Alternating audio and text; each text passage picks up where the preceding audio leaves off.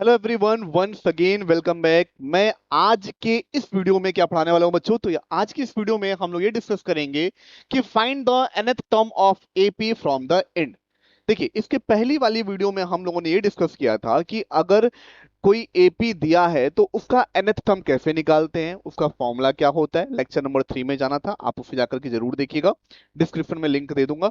ठीक है, लेकिन अगर आपको कभी सवाल ऐसा दिया जाए कि एपी सीरीज का लास्ट से फिफ्थ टर्म निकालिए, लास्ट से सिक्स टर्म निकालिए, यानी इस टाइप के जब कॉन्सेप्ट आने लगे कि जब लास्ट से चीजें पूछी जाने लगे, तो ऐसे में हम किस तरीके का कॉन्सेप्ट यूज करेंगे और कैसे नंबर ऑफ टर्म्स को फाइंड कर सकते हैं। ठीक है, तो मैं एक ही तरीका बताऊंगा, वैसे दो तरीके भी हैं, लेकिन एक ही तरीके से आप करेंगे तो आप कंफ्यूज भी नहीं होंगे और सॉलिड तरीके से आप कर भी पाएंगे। जैसे मान लीजिए अगर आपके पास कोई एपी है, समझिएगा पहले। ठीक है, आपके पास एक एग्जांपल से समझते हैं। अगर कोई एपी है जैसे 2 4 6 8, ये कोई एपी है कि नहीं है, तो इसमें आखिरी में मैंने कहा एक टर्म है 64।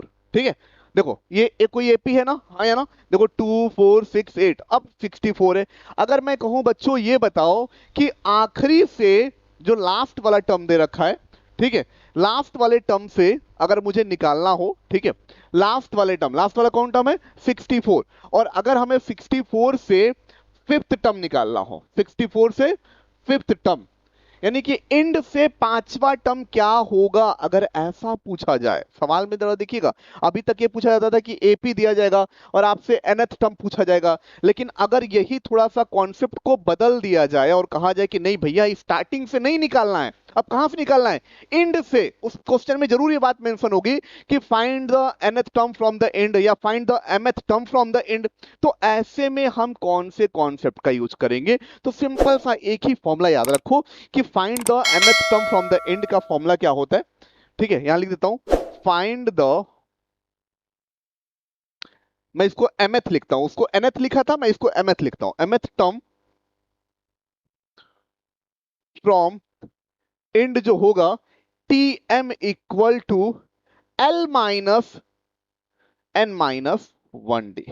बच्चों याद है जब हम लोगों ने स्टार्टिंग से लिखा था तो यहां पे हमने फॉर्मूला लिखा था T N equal to A plus N minus 1d, लेकिन अब ए प्लस एन माइनस 1d नहीं लिखेंगे क्योंकि अब हम पीछे से आना चाहते हैं, तो आखिरी वाला टर्म इसको हम एल कहते हैं, और आखिरी वाले टर्म से और पीछे की तरफ बढ़ना चाहते हैं, इसीलिए L minus N minus 1d लिखेंगे।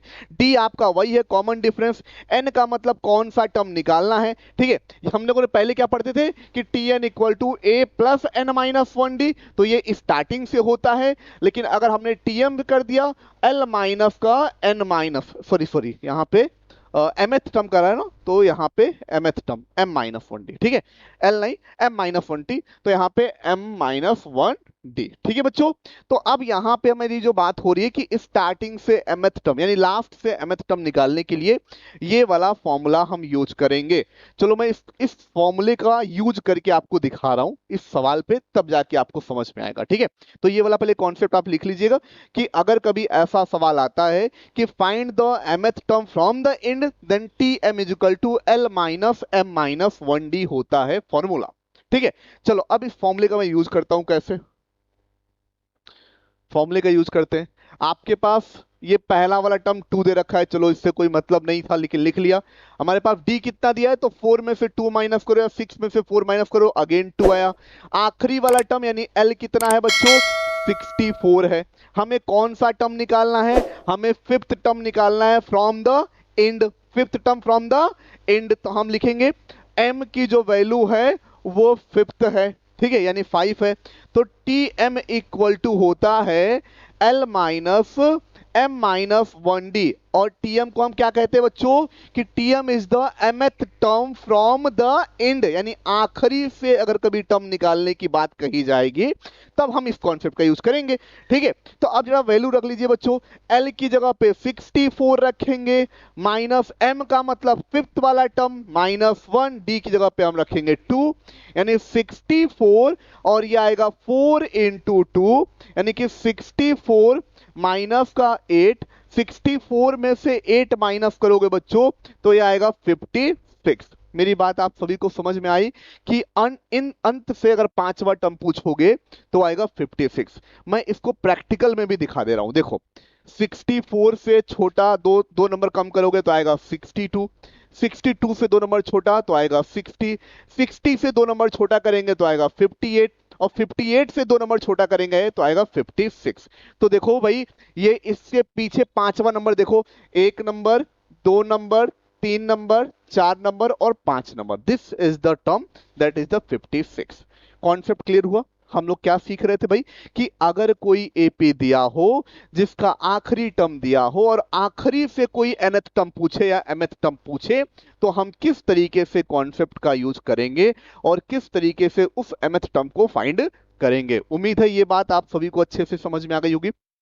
देखो, ये जो कॉन्सेप्ट है ये आपके 10th लेवल पे भी यूज होगा और आपके 11th स्टैंडर्ड पे भी यूज होगा। तो आप बहुत ध्यान से देखिए, क्योंकि इस पे सवाल बनते हैं और इस साल बोर्ड में इस पे एक सवाल आया भी था। ठीक है, तो डोंट मिस दिस कॉन्सेप्ट। ठीक है, वेरी वेरी इंपॉर्टेंट कॉन्सेप्ट। अब इसके बाद हम लोग क्या सीखेंगे भाई? ठीक है, अब इसके बाद हम लोग जानेंगे कि अर्थमेटिक मीन क्या होता है। एएम, एएम का मतलब क्या होगा बच्चों? Arithmetic mean. कुछ चीजें और भी आपकी मिसिंग हो रही है, यानी कि कुछ सवाल मिसिंग हो रहे हैं, तो मैं आपको सवाल जो है ना अर्थमेटिक का एक साथ सारे इंपॉर्टेंट सवाल करा दूंगा। हम सिर्फ और सिर्फ अभी कॉन्सेप्ट डिस्कस कर रहे हैं और उन पे रिलेटेड एक दो एग्जाम्पल। तो बच्चों, अपनी अगली वीडियो में हम जानेंगे अर्थमेटिक मीन क्या होता है और किस तरीके से हम अर्थमेटिक मीन फाइंड करते हैं। ठीक है, तो फिलहाल इस वीडियो के लिए इतना ही, मिलते हैं अपने नेक्स्ट वीडियो में, तब तक के लिए bye bye and take care. Fearless.